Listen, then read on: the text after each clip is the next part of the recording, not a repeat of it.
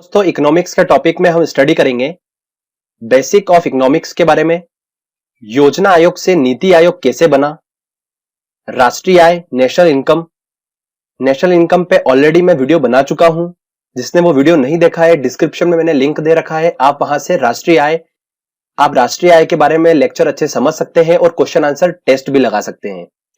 उसके बाद में हम पढ़ेंगे फिस्कल पॉलिसी, राजकोषीय नीति, मॉनेटरी पॉलिसी, मौद्रिक नीति, money and type of money, मुद्रा एवं मुद्रा के प्रकार, एफआईआई, एफडीआई, इन्फ्लेशन, मुद्रास्फीति, बजट एवं भारतीय कृषि उद्योग, इंडियन एग्रीकल्चर इंडस्ट्री एनालिसिस।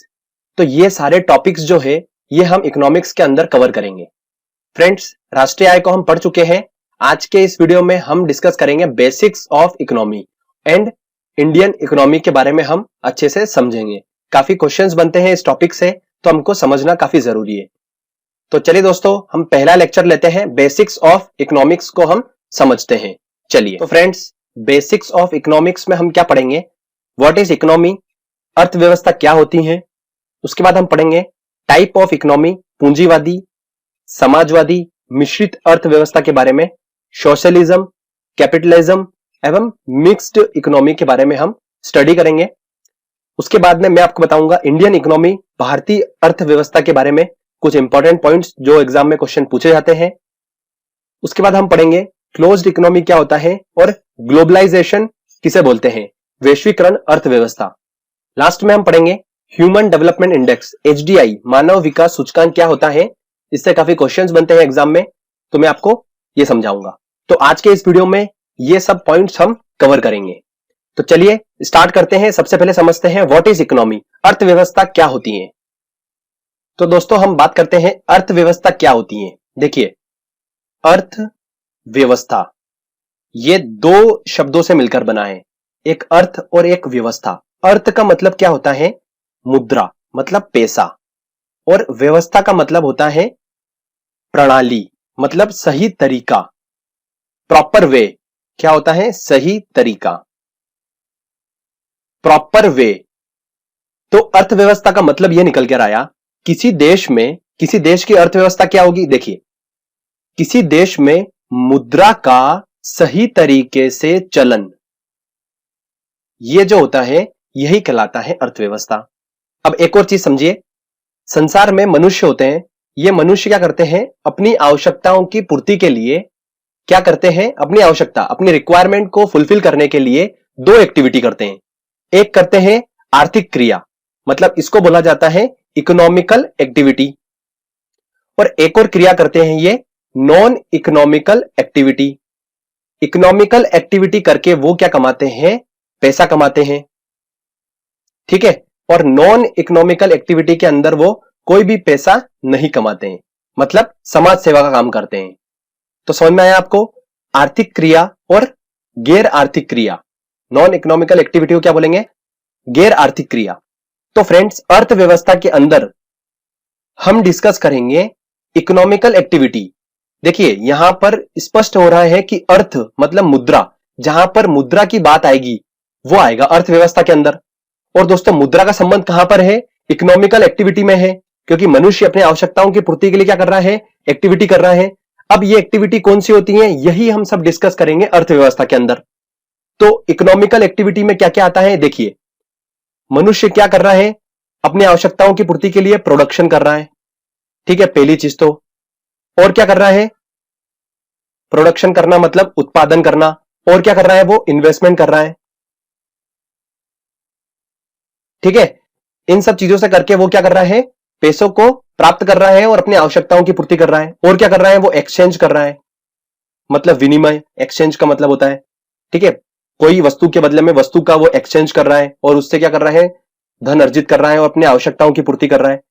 और क्या कर रहा है, डिस्ट्रीब्यूशन कर रहा है। इन सब इकोनॉमिकल एक्टिविटी करके वो क्या कर रहा है, अपनी आवश्यकताओं की पूर्ति कर रहा है। तो ये सभी जो चीजें हैं ये हम डिस्कस करते हैं अर्थव्यवस्था के अंदर।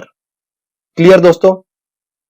तो फ्रेंड्स, अर्थव्यवस्था का मतलब आपको समझ में आ चुका होगा कि मुद्रा का सही तरीके से चलन होना किसी देश में, उस देश की वो अर्थव्यवस्था कहलाती है।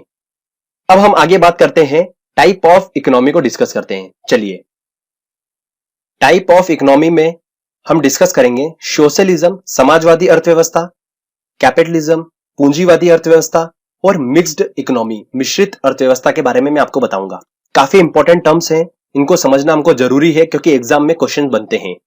ठीक है, अब मैं आपको बोल दूंगा डायरेक्टली कि भारत में मिक्स्ड इकोनॉमी चलती है, तो आपको समझ में नहीं आएगा कि मिक्स्ड इकोनॉमी मतलब क्या होता है। तो पहले ये समझ लीजिए अच्छे से, फिर मैं बाद में अगर बोलूंगा कि चाइना में समाजवादी अर्थव्यवस्था है तो आपको समझ में आएगा कि समाजवादी अर्थव्यवस्था का मतलब क्या होता है। तो ध्यान से सुनिएगा। सबसे पहले मैं आपको बताता हूं पूंजीवादी अर्थव्यवस्था क्या होती है। अगर किसी देश में पूंजीवादी अर्थव्यवस्था है, इसका मतलब है कि ऐसी अर्थव्यवस्था का एक मकसद होता है सिर्फ पैसा कमाना। देखिए, इसके नाम में स्पष्ट है कैपिटल, मतलब पैसों की बात हो रही है।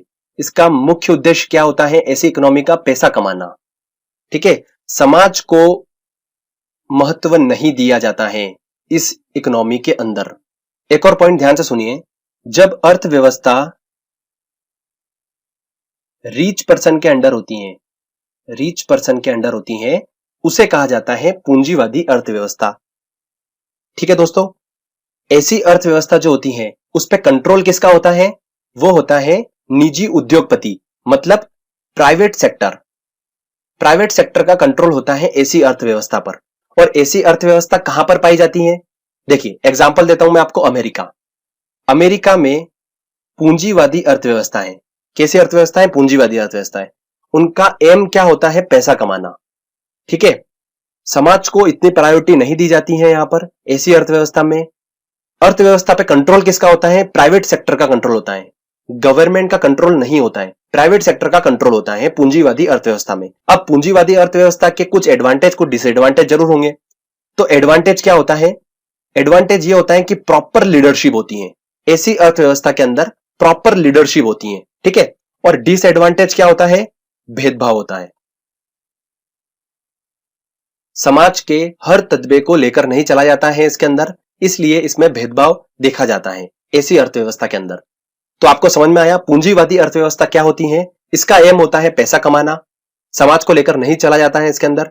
अर्थव्यवस्था रिच पर्सन के अंडर होती है, प्राइवेट सेक्टर का अर्थव्यवस्था पर कंट्रोल होता है। एडवांटेज ये है कि प्रॉपर लीडरशिप होगी, डिसएडवांटेज ये है कि भेदभाव होगा। ठीक है, अब बात करते हैं हम सोशलिज्म समाजवादी अर्थव्यवस्था के बारे में।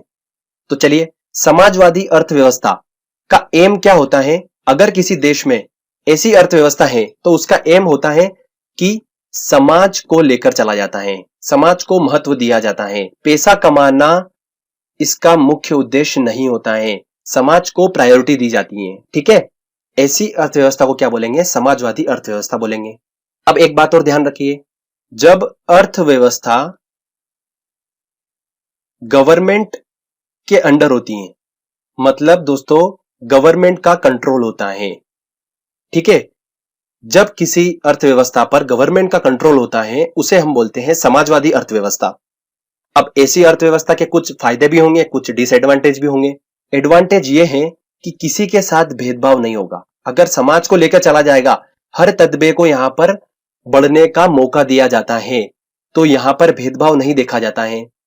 डिसएडवांटेज इसका यह है कि यहां पर प्रॉपर लीडरशिप नहीं देखी जाती है। ठीक है, क्योंकि पैसा कमाना मुख्य उद्देश्य नहीं है, हर तत्वे को लेकर चलना है, तो लीडरशिप उतनी स्ट्रांग नहीं होती है ऐसी इकोनॉमी में, ऐसी अर्थव्यवस्था में। तो समाजवादी अर्थव्यवस्था को क्लियर हुआ। इसका एम क्या होता है? समाज को ऊपर लेके चलना, पैसा कमाना मुख्य उद्देश्य नहीं होता है। अर्थव्यवस्था पर कंट्रोल किसका होता है? गवर्नमेंट का होता है। एडवांटेज क्या है इसके? भेदभाव नहीं होगा किसी के साथ में। और डिसएडवांटेज क्या है इसके? कि प्रॉपर लीडरशिप नहीं होगी। तो आपको समझ में आया कि समाजवादी अर्थव्यवस्था और पूंजीवादी अर्थव्यवस्था क्लियर हो गया। समाजवादी अर्थव्यवस्था किस देश में चलती है? देखिए, चाइना में, क्यूबा में, यहां पर समाजवादी अर्थव्यवस्था चलती है। अब हम बात करते हैं मिश्रित अर्थव्यवस्था किसे बोला जाता है, मिक्स्ड इकोनॉमी क्या होता है। देखिए, जब किसी अर्थव्यवस्था पर, ठीक है, जब किसी अर्थव्यवस्था पर किसका कंट्रोल होता है? पब्लिक सेक्टर, मतलब गवर्नमेंट का भी, और प्राइवेट सेक्टर मतलब निजी उद्योगपति, इन सब का कंट्रोल अगर किसी इकोनॉमी पर है, उस इकोनॉमी, उस अर्थव्यवस्था को हम क्या बोलेंगे? मिश्रित अर्थव्यवस्था बोलते हैं। ठीक है, ऐसी अर्थव्यवस्था जिस पर प्राइवेट सेक्टर और पब्लिक सेक्टर, निजी उद्योगपति और गवर्नमेंट, दोनों का कंट्रोल होता है, ऐसी अर्थव्यवस्था को मिश्रित अर्थव्यवस्था बोलते हैं। मतलब समाज को भी प्रायोरिटी दी जाती है और पैसों को भी दी जाती है, दोनों इसका मुख्य उद्देश्य होता है। ओके फ्रेंड्स, अब ऐसी इकोनॉमी कहां चलती है? तो मिक्स्ड इकोनॉमी चलती है भारत में। यह क्वेश्चन पूछा जाता है और पूछा गया है एसएससी में, तो आप थोड़ा सा इसको ध्यान रखिएगा। ठीक है दोस्तों, और अक्सर एग्जाम में ऐसा भी क्वेश्चन पूछा जाता है कि मिक्स्ड इकोनॉमी क्या होती है। तो मिक्स्ड इकोनॉमी में आपको ऐसा ऑप्शन देखना है कि जहां पर प्राइवेट सेक्टर और पब्लिक सेक्टर का सह अस्तित्व हो, बिल्कुल साथ में हो, वही क्या होगी? मिश्रित अर्थव्यवस्था होगी। ठीक है फ्रेंड्स, तो ये टाइप ऑफ इकोनॉमी है जो मैंने आपको बताया, समाजवादी, पूंजीवादी और मिश्रित। आई होप आपको समझ में आया होगा। चलिए दोस्तों, अब हम आगे बढ़ते हैं और बात करते हैं भारतीय अर्थव्यवस्था के बारे में। इंडियन इकोनॉमी के बारे में मैं आपको कुछ इंपॉर्टेंट पॉइंट्स बताता हूं जो एग्जाम में पूछे जाते हैं। भारतीय अर्थव्यवस्था की बात करते हैं तो भारत में किस तरीके की अर्थव्यवस्था है? मिश्रित अर्थव्यवस्था है। ये मैं आपको बता चुका हूं। क्यों? क्योंकि यहां पर गवर्नमेंट और जो निजी उद्योगपति हैं उनका सह अस्तित्व है, मतलब इनकी जो भागीदारी है वो लगभग बराबर है भारतीय अर्थव्यवस्था में। इसलिए यहां की जो अर्थव्यवस्था है वो कौन सी है? मिश्रित अर्थव्यवस्था है। ठीक है फ्रेंड्स, तो ये आपको क्लियर हो चुका है, ये डायरेक्टली क्वेश्चन एग्जाम में बनता है। अब थोड़ा सा और इंपॉर्टेंट अंदर चलते हैं और समझते हैं भारतीय अर्थव्यवस्था को। भारत की जो अर्थव्यवस्था है, ठीक है, भारत की अर्थव्यवस्था में 3 क्षेत्रों का महत्वपूर्ण योगदान होता है। 3 क्षेत्रों का मतलब कह सकते हैं अपन कि जो अर्थव्यवस्था है ये 3 क्षेत्रों के बदौलत चलती है। 3 क्षेत्र कौन कौन से हैं? तो 3 क्षेत्रों को इस तरीके से बांटा है, देखिए बताता हूं। पहला आता है हमारे पास प्राथमिक क्षेत्र मतलब प्राइमरी सेक्टर, दूसरा आता है सेकेंडरी सेक्टर मतलब द्वितीय क्षेत्र, और तीसरा आता है अपने पास सेवा क्षेत्र मतलब सर्विसेज। ठीक है, तो इन तीनों क्षेत्रों का अपना अपना योगदान होता है भारत की अर्थव्यवस्था में। तो इनके अंदर कौन कौन से व्यवसाय आते हैं वो हम देख लेते हैं कि भैया प्राइमरी जो प्राथमिक क्षेत्र है उसके अंदर कौन कौन से व्यवसाय आते हैं जो कि भारत की अर्थव्यवस्था में अपना योगदान दे रहे हैं। तो इसके अंदर वो व्यवसाय आएंगे जो नेचुरल सोर्स से जुड़े हो, जैसे कैसे? कृषि हुआ, मछली पालन हुआ, पशुपालन हुआ और जंगलों से वस्तुओं को प्राप्त करना। ये सारे जो व्यवसाय हैं ये आते हैं प्राइमरी सेक्टर में। अब हम बात करते हैं सेकेंडरी सेक्टर की। तो सेकेंडरी सेक्टर में वो व्यवसाय आएंगे जो क्या कर रहे हैं? प्रोडक्शन कर रहे हैं। तो उद्योग आ गए इसके अंदर। सेकेंडरी सेक्टर मतलब द्वितीय क्षेत्र में क्या आ गए? उद्योग आ गए, निर्माण कार्य आ गए, ठीक है, कपड़ा उद्योग आ गया और खनिज उद्योग आ गए। ये सब जो चीजें आती है ये व्यवसाय सारे किसके अंदर आते हैं? द्वितीय क्षेत्र मतलब सेकेंडरी सेक्टर में आते हैं। तो ये अपना रोल प्ले करते हैं भारत की अर्थव्यवस्था में। तीसरा आता है अपने पास सेवा क्षेत्र। इस सेवा क्षेत्र में कौन कौन से व्यवसाय आते हैं? देखिए, परिवहन मतलब ये सेवा क्षेत्र है, मतलब सर्विसेज है, परिवहन। उसके बाद आता है अपने पास संचार, उसके बाद आता है अपने पास बैंक। ये जो आते हैं ये सब आते हैं सेवा क्षेत्र में। ठीक है, तो इन तीनों क्षेत्रों का अपना अपना योगदान होता है भारत की अर्थव्यवस्था में। समझ में आया आपको? तो भारत की अर्थव्यवस्था को 3 क्षेत्रों में बांटा है, प्राइमरी सेक्टर, सेकेंडरी सेक्टर और सर्विसेज में, सेवा क्षेत्र में। प्राइमरी सेक्टर के अंदर कौन कौन से व्यवसाय आते हैं? कृषि आता है, पशुपालन आता है, मछली पालन आता है, जंगलों से वस्तुओं को प्राप्त करना। ये सारे जो व्यवसाय आते हैं ये आते हैं प्राइमरी सेक्टर में। ठीक है, सेकेंडरी सेक्टर में आता है प्रोडक्शन से रिलेटेड मतलब उद्योग, निर्माण कार्य, कपड़ा उद्योग, खनिज उद्योग, ये सब आते हैं अपने काय में सेकेंडरी सेक्टर में। और सेवा क्षेत्र में आते हैं अपने परिवहन, संचार और बैंक, ये आते हैं अपने तीसरे सेवा क्षेत्र में। तो इनका योगदान होता है भारत की अर्थव्यवस्था में। अब एक इंपॉर्टेंट पॉइंट देखिए कि जब भारत आजाद हुआ था तब भारत की अर्थव्यवस्था में प्राइमरी सेक्टर का योगदान बहुत ज्यादा था। ठीक है, पर समय समय के साथ में क्या हुआ, आज की कंडीशन बात करते हैं तो जो सेवा क्षेत्र है इस सेवा क्षेत्र का योगदान भारत की इकोनॉमी में ज्यादा हो गया है। ठीक है, धीरे धीरे शिफ्ट करता जा रहा है भारत। और दोस्तों सेवा क्षेत्र का योगदान जो है भारत की अर्थव्यवस्था में वो अब ज्यादा हो गया है। तो फ्रेंड्स आई होप आपको ये टॉपिक क्लियर हुआ होगा। भारतीय अर्थव्यवस्था के बारे में मैंने इंपॉर्टेंट पॉइंट सारे बता दिए आपको। चलिए दोस्तों आगे बढ़ते हैं और कुछ इंपॉर्टेंट टर्म्स को समझते हैं, जैसे क्लोज्ड इकोनॉमी, ग्लोबलाइजेशन, ये क्या होता है इनको हम समझते हैं।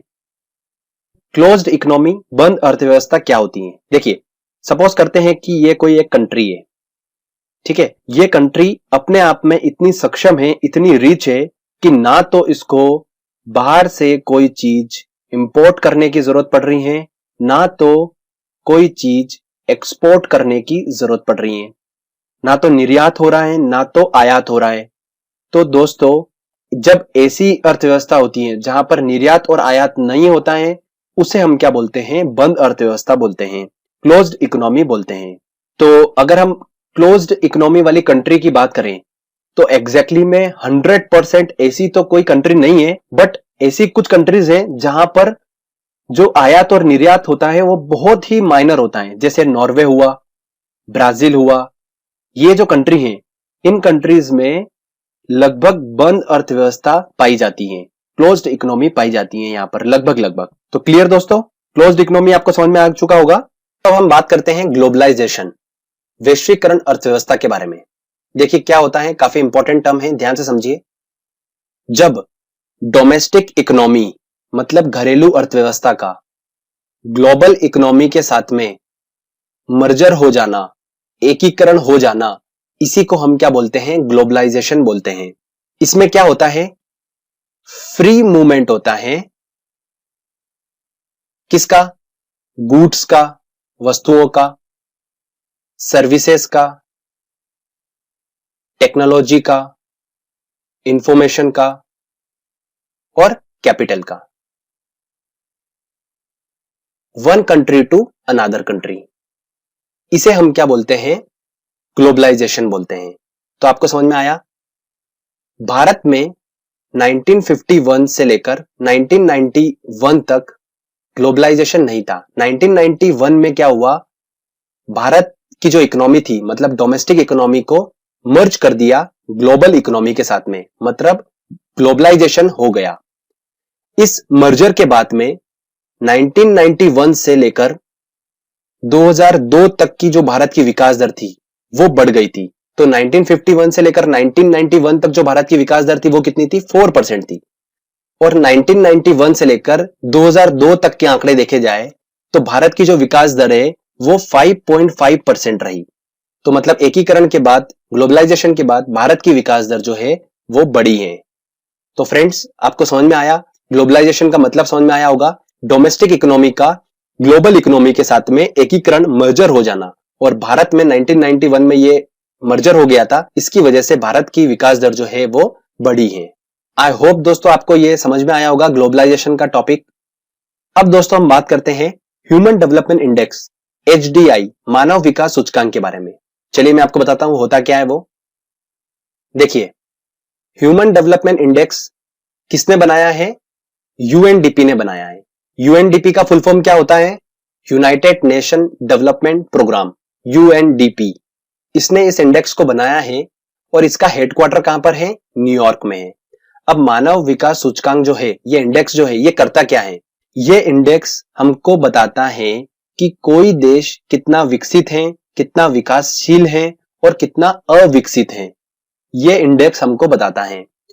तो ये इंडेक्स जो होता है वो क्या करता है, विभिन्न देशों द्वारा स्वास्थ्य मतलब जीवन प्रत्याशा, शिक्षा और प्रति व्यक्ति आय में कितनी बढ़ोतरी हुई है, कितनी उन्नति हुई है, इन सब चीजों की उन्नति को देखते हुए वो क्या करता है, हर एक देश को रैंक प्रदान करता है। और इस रैंक के अकॉर्डिंग भारत जो पहले था वो 130वीं रैंक थी, बट अभी लेटेस्ट 2017 मार्च की बात करें तो एक स्थान फिसल कर भारत 131वीं रैंक पर आ गया है। तो आपको समझ में आया ह्यूमन डेवलपमेंट इंडेक्स क्या होता है। मानव विकास सूचकांक एक ऐसा इंडेक्स है, एक ऐसा सूचकांक है जो कि बताता है स्वास्थ्य, शिक्षा और प्रति व्यक्ति आय के क्षेत्र में किसी देश ने कितनी उन्नति करी है। तो समझ में आया अच्छे से आपको। चलिए आगे मैं आपको कुछ इंपॉर्टेंट पॉइंट्स बताता हूं। फ्रेंड्स अब हम 2 पॉइंट डिस्कस करते हैं, एग्जाम में काफी पूछे जाते हैं ये। अल्प विकसित देशों में गरीबी का कारण और भारत में निर्धनता का आकलन कैसे होता है? तो देखिए, अल्प विकसित देशों में गरीबी का मुख्य कारण यह है कि उस देश में जो लोग हैं उनकी आय में काफी डिफरेंस होता है, मतलब असमानता होती है। यही उनकी गरीबी का मुख्य कारण है। मतलब कोई व्यक्ति जो है वो बहुत ज्यादा कमा रहा है, मतलब उसकी आय बहुत ज्यादा है, और कोई व्यक्ति जो है वो बहुत कम कमा रहा है। इस वजह से गरीबी वहां पर पाई जाती है। सेकंड पॉइंट है, भारत में निर्धनता का आकलन कैसे किया जाता है? तो देखिए कैसे करते हैं, किसी परिवार द्वारा कितना कंजम्पशन किया जा रहा है, कितना उपभोग व्यय किया जा रहा है, उसके आधार पर भारत में निर्धनता के स्तर का आकलन किया जाता है। समझ में आया आपको? मतलब कितना वो परिवार कितना कंजम्पशन कर रहा है, कितना उपभोग व्यय कर रहा है, उसके आधार पर भारत में निर्धनता का स्तर का आकलन करते हैं। ठीक है, तो ये दोनों पॉइंट आपको समझ में आ चुके होंगे। चलिए दोस्तों, अब हम चलते हैं टेस्ट की ओर। जो मैंने बताया है आपको, अगर वो आपने ध्यान से समझा होगा तो आप टेस्ट बिल्कुल आसानी से सॉल्व कर लेंगे। काफी इंपॉर्टेंट टेस्ट है। जो भी क्वेश्चन इस टॉपिक से एग्जाम में पूछे गए हैं वो मैंने इंक्लूड करे हैं। चलिए फ्रेंड्स, हम टेस्ट की ओर चलते हैं और कुछ क्वेश्चन। पहला क्वेश्चन है, भारत में किस तरह की अर्थव्यवस्था है? तो भारत में मिश्रित अर्थव्यवस्था है, तो आंसर लगेगा बी आंसर। मिश्रित अर्थव्यवस्था का क्या मतलब होता है? तो सरकारी एवं निजी क्षेत्र का सहअस्तित्व, पब्लिक सेक्टर और प्राइवेट सेक्टर का सहअस्तित्व। क्वेश्चन नंबर 3 है, बंद अर्थव्यवस्था क्लोज्ड इकोनॉमी का अर्थ क्या होता है? तो उसका होता है न तो निर्यात होगा न ही आयात होगा, तो इसका आंसर क्या होगा? डी आंसर होगा। नेक्स्ट क्वेश्चन लेते हैं। ग्लोबलाइजेशन वैश्वीकरण का अर्थ है, देखिए क्या है उसका मतलब होता है ग्लोबलाइजेशन का। मैंने आपको बताया था कि डोमेस्टिक इकोनॉमी का ग्लोबल इकोनॉमी के साथ में मर्जर, मतलब एकीकरण। तो इसका आंसर क्या होगा? सी आंसर होगा। अगला क्वेश्चन है, मानव विकास सूचकांक ह्यूमन डेवलपमेंट इंडेक्स जो है किसने बनाया था? वो बनाया था यूएनडीपी ने, यूनाइटेड नेशन डेवलपमेंट प्रोग्राम ने इसको बनाया था। अगला क्वेश्चन है, निम्न में से कौन सा ह्यूमन डेवलपमेंट इंडेक्स का हिस्सा नहीं है? देखिए दोस्तों, मैंने आपको बताया था कि ह्यूमन डेवलपमेंट इंडेक्स जो होता है वो क्या करता है, किसी देश ने स्वास्थ्य, प्रति व्यक्ति आय और शिक्षा में कितनी उन्नति करी है उसके हिसाब से रैंक देता है। तो जीवन प्रत्याशा, प्रति व्यक्ति आय और शैक्षणिक उपलब्धि, ये तीनों पॉइंट हमारे कवर हो रहे हैं। बचा कौन सा? सामाजिक असमानता, ये इसका हिस्सा नहीं होगा, इसलिए आंसर क्या लगेगा? डी आंसर लगेगा। चलिए नेक्स्ट क्वेश्चन लेते हैं। अगला क्वेश्चन है, अल्प विकसित देशों में गरीबी का मुख्य कारण क्या होता है? देखिए, अल्प विकसित देशों में गरीबी का मुख्य कारण क्या होता है? आय में असमानता होना। मैंने आपको बताया था। भारत में निर्धनता का आकलन किया जाता है, कैसे किया जाता है? परिवार के उपभोग व्यय के आधार पर निर्धनता का आकलन किया जाता है। तो इसका आंसर क्या होगा? सी आंसर होगा। तो फ्रेंड्स, इस टॉपिक को हमने अच्छे से समझा, साथ ही साथ हमने एक इंपॉर्टेंट क्वेश्चन आंसर टेस्ट भी लगाया। तो आई होप आपको अच्छे से समझ में आया होगा टॉपिक, और टेस्ट के आपने सारे क्वेश्चन बिल्कुल सही solve. SB Saroj Kumar subscribe कीजिए, इस चैनल को तथा लाइक कीजिए।